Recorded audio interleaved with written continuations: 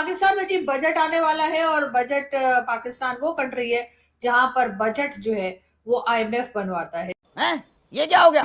ये क्या सुन रहा हूँ मैं? जी आईएमएफ का डेलीगेशन पाकिस्तान आता है और वो आकर हमारे जो प्राइम मिनिस्टर और हमारे जो दूसरे मिनिस्टर्स होते हैं जो कि या फाइनेंस मिनिस्टर और सब लोग और भाई लोग भी ऑफ कोर्स के उनको बताता है कि जी आपने जो है बजट में ये टैक्स रखना है और इतना रखना है उतना रखना है, क्या करना है क्या नहीं करना है। बहरहाल एक बार फिर जो है गवर्नमेंट जो है वो 5 जून को इसी साल 5 जून को जो है 17.1 ट्रिलियन रुपीस का फेडरल बजट लेकर आ रही है। वर्क फ्रॉम होम का एक रिवाज चल पड़ा है तो हो सकता है टेररिस्ट भी वर्क फ्रॉम होम कर रहे हो और उन्होंने सोचा हो कि कहीं बाहर जाके फटने फुटने के वजह इधर ही फट जाते हैं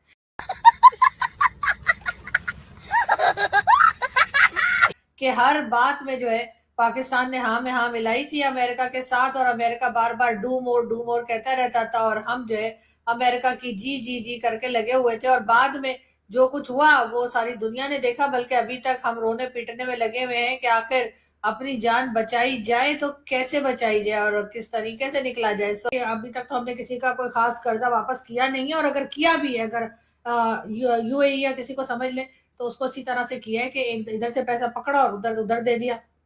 अमीर आदमी देखा नहीं कि भिखारी की तरह भीख मांगना शुरू। पाकिस्तान कुछ इसी तरह की हालत में लग रहा है कि अमेरिका को खुश करने के चक्कर में हम इस जंग में जो है जिसे कहते हैं पराई आग में जाके इसके लिए हम लड़ रहे थे, उनको हम दोस्ती कराना चाह रहे थे, उनकी दोस्ती तो नहीं हो पा रही लेकिन हाँ हमारी जरूर एक तरीके से प्रॉब्लम हमें आ गई है कि ऐसा ना हो कि दोनों तरफ के लोग नाराज हो जाएं और फिर हम किस तरह से अपने बाप का बचाव करेंगे। 5 जून को पाकिस्तान में बजट अनाउंस होने जा रहा है। ऑपरेशन सिंदूर 2.0 के डर से यह बताया जा रहा है कि पाकिस्तान के बजट पर भारी असर देखने को मिलेगा, जिससे पाकिस्तान हर बार की तरह अपना डिफेंस बजट बढ़ाते हुए दिखाई देगा। वैसे तो पाकिस्तान का बजट आईएमएफ ही डिसाइड करेगा, क्योंकि पाकिस्तान ने आईएमएफ से कर्ज ले रखा है। ये सिलसिला आज से नहीं बल्कि कई दशकों से चलता आ रहा है। आज़ादी के बाद से ही पाकिस्तान ने आईएमएफ से 24 बार कर्ज ले लिया। खाली आईएमएफ ही नहीं,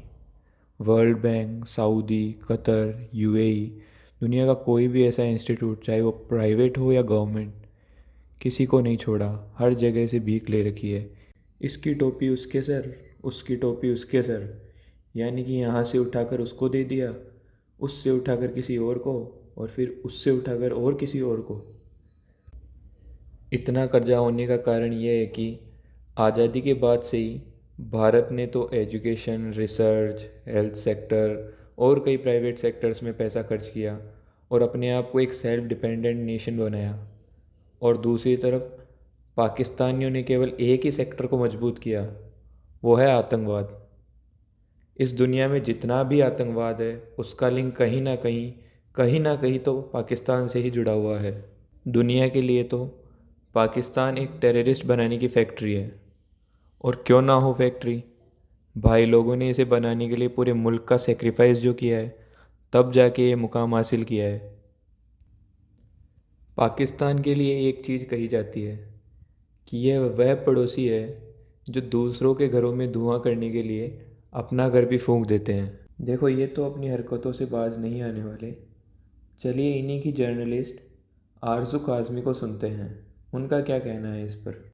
यानी सऊदिया से लिया और यूएई को दे दिया, यूएई से लिया और चाइना को दे दिया, चाइना से लिया आईएमएफ को दे दिया, आईएमएफ से लिया वर्ल्ड बैंक को दे दिया। इसकी टोपी उसके सर और उसकी टोपी इसके सर, अभी तक पाकिस्तान यही करता आया है और इसी वजह से इकोनॉमी जो है वो संभल नहीं रही, क्योंकि इकोनॉमी तो है ही कोई नहीं है। और उसके बाद हम बार बार यही कहते चले जा रहे हैं कि जी अब ऑपरेशन सिंदूर 2.0 जो है वो होने जा रहा है और किसी वक्त भी जो है वो भारत हमारे ऊपर अटैक कर सकता है।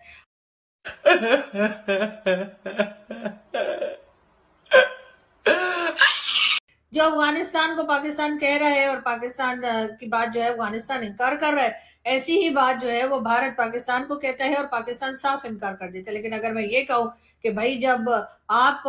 जो बात अफगानिस्तान को कह रहे हैं कि टेररिज्म हो रही है और रोकिए और इसलिए अटैक किए जा रहे हैं, तो अगर वही बात हिंदुस्तान पाकिस्तान को कहते हैं तो उस वक्त हमें इतने लाल पीला होने की क्या जरूरत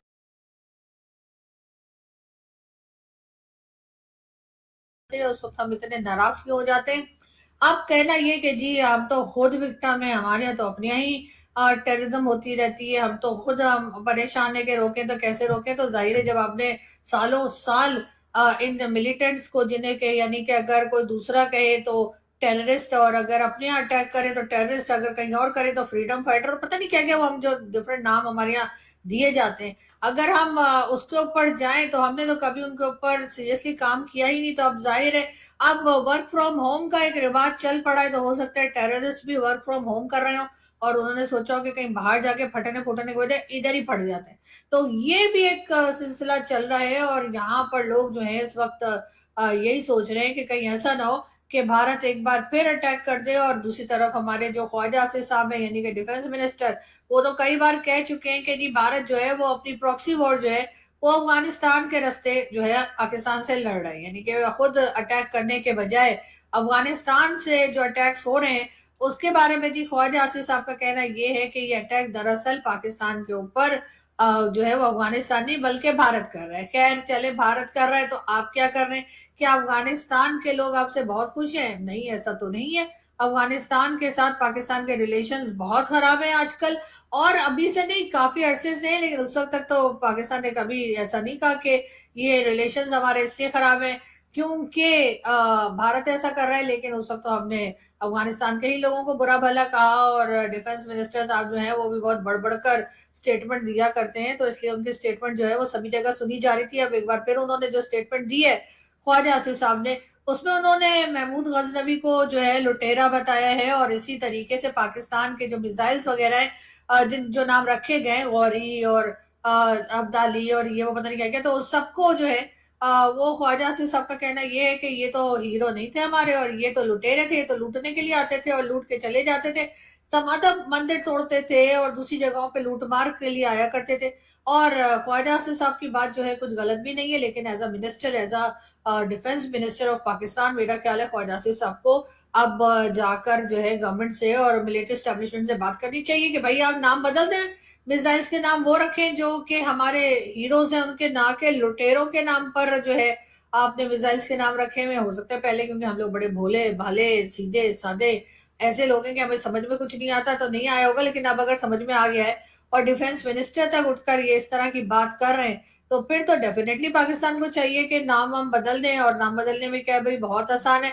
हमने तो कितनी ही जगहों के नाम बदल दिए थे पाकिस्तान बनने के बाद। एक बार फिर हमने कहा कि नहीं पुराने नाम रखेंगे, और फिर सुनने में आया कि उस पर भी कुछ झगड़ा हो गया तो अब फिर रुक गए, वरना तो कहा यही जा रहा था कि नाम जो है वो वही पुराने नाम दोबारा रख दिए जाएंगे। लेकिन बहरहाल ख्वाजा आसिफ साहब जो है वो जैसे कहते हैं कि जी हम तो महमूद गजनवी ने जो अटैक किए थे, 17 अटैक किए थे सोमनाथ के मंदिर पे, हम उसको सेलिब्रेट करते हैं, जो कि हमें नहीं करना चाहिए। तो ख्वाजा आसिफ साहब, जैसे मैं कह रही हूँ कि जरा आप थोड़ी हिम्मत पकड़िए,